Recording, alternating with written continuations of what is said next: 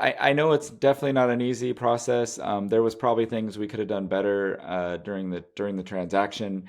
There was some changes from stock purchase to asset purchase, adding a holding company for the real estate and kind of back and forth. But if there was any kind of advice you could give somebody that is going to start on it, or maybe they're scared of going through the SBA process, what would you say to them? I'll go back to what I said before, just having the conversation, right? Because the conversation is going to evolve no matter what. It really doesn't matter. The deal that we worked on last year, from very seemed like what a pretty straightforward basic acquisition.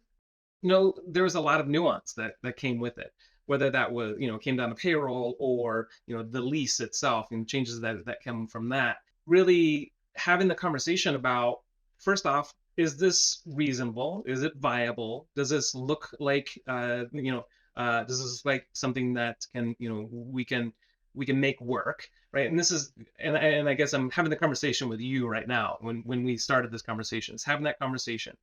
Does this seem logical? Does it seem reasonable? Should we move forward with it? You have a really good understanding of a number of deals, and you can give it a thumbs up, thumbs down really quickly. So utilizing someone like yourself, or having a resource that is able to really kind of give you a perspective on the viability of it, is super helpful. And then from the SBA side, the SBA loan part, it's kind of a pain just because of all of the facets of it.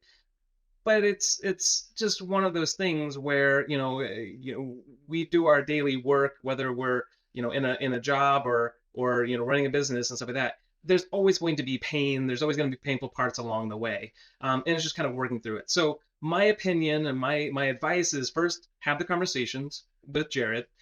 Then have the conversations with the CPA and the lawyer and all those people that you need to kind of have on your team to, again, validate and then move it forward. I think that one of the biggest challenges with the SBA loan part is the amount of information that you have to give over, the repetition of that. The SBA process is not efficient. It's slow. It's repetitive.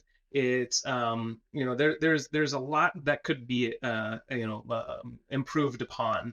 I think you and I've had conversations about this as well. But even just some basic, consistency along the way would be really helpful. And it's probably from the bank side as well as the SBA. The bank is just kind of the middle person. But at the same time, there's a lot of things that still could be, improved along the way. We live, it's 2024, and it's hard to imagine that some of the technology and the automations, the things that I would love to see are still we're not there yet. So having the conversation, really getting an understanding of what the acquisition of the deal really could look like, and then again having conversations with others who have either gone through it or the team that you need to have in place to make sure that you're making the right decision along the way.